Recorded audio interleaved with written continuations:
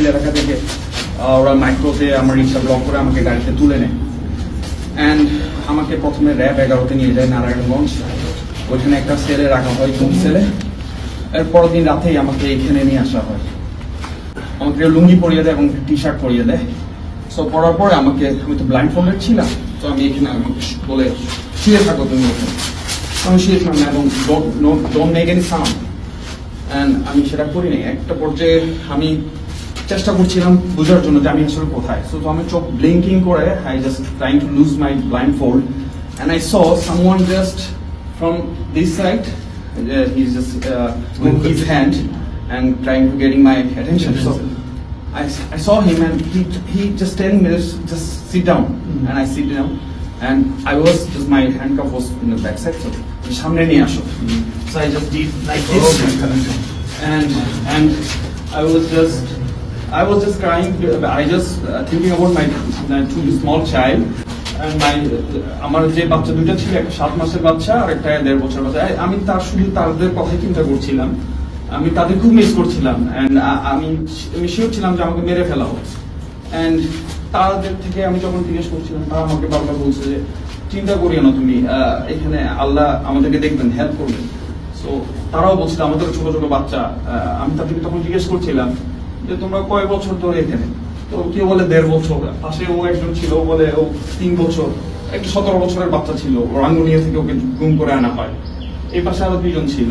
তো ওরা যখন আসতো তখন সাথে সাথে আমরা আবার ব্লাইন্ড ফোল্ডে যখন আমরা আবার পিছন দিকে গিয়ে শুয়ে যেতাম। তো এইভাবে করে আমাদের দিনগুলো পার হতো। এবং তারা এবার এই পাশে আমার ডান পাশে একটা ছেলে ছিল। সো কিছুক্ষণ পর পর সে খুব মারতো, তো কন্টিনিউয়াস মারতো এবং ও যতক্ষণ না কান্না থামাতো না, চিৎকার থামাতো না, ওকে মারতো। সো আমি তখন জিজ্ঞেস করতাম ওকে কেন মারতেছে।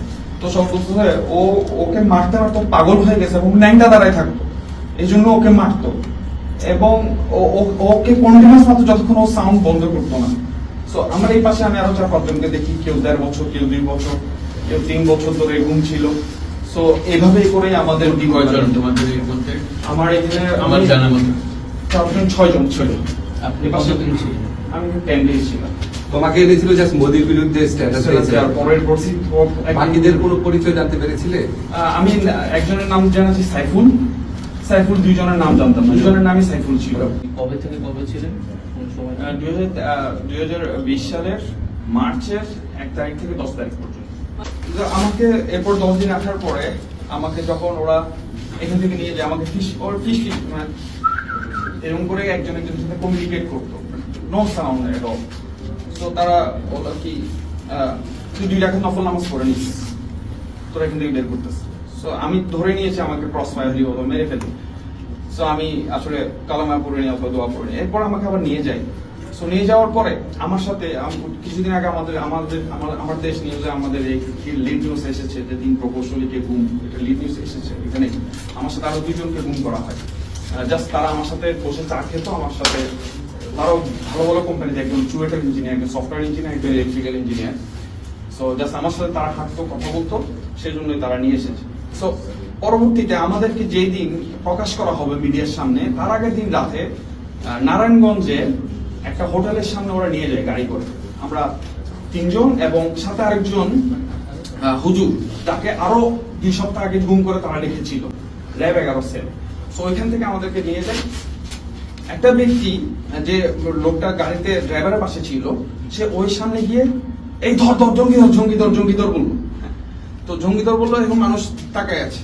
তো দেখলাম 4 জন ব্যক্তিকে ওরা গাড়িতে তুললো, এবার গাড়িটা ব্যাক করে নিয়ে আসলো। আমি ধরে নিয়েছিলাম হয়তো আমাদের ছেড়ে দিবে অথবা এরকম। ব্যাক করে নিয়ে আসার পরে আবার আমাদেরকে নারায়ণগঞ্জের 11 সেল, যে সেলটাতে আমরা গুম করেছিল, আবার ওখানে দিয়ে দিল। পরের দিন সমস্ত মিডিয়ার সামনে আমাদেরকে এভাবে দাঁড় করিয়ে ক্যামেরাম্যানরা বললো, মিডিয়াম্যানরা বললো যে আপনারা হাঁটেন। হ্যাঁ, আমরা হাঁটলাম। হাঁটার পরে আবার যান, আবার আমাদেরকে ঢুকে ফেলা হলো সেলে। পরের দিন আমাদেরকে জেলে দেওয়া হলো, জেলে নিয়ে যাওয়া হলো। আমরা ওখানে পত্রিকায় দেখলাম নারায়ণগঞ্জে নাশকতার পরিকল্পনার সময় এই প্রকৌশলীদেরকে হাতে নাতে ধরা হয়, গোপন মিটিং এর সময় তাদেরকে হাতে নাতে ধরা হয়। এরপর আমার my career already destroyed, and I was a procurement manager in multinational companies, and I earned 6-digit salary, and that is a big point in my career. Within 3 years I became manager, and everything was gone. And still I'm suffering in financial crisis. I have 3 child and আমি কেসে এখনো হাজিরা দিই, আমার কেসটা এখনো চলছে মানে নারায়ণগঞ্জে। জাস্ট জঙ্গি নাটক জঙ্গি নাটক, হ্যাঁ, ওই জঙ্গি মামলাটাই এখনো চলছে, আমি এখনো হাজিরা দিই।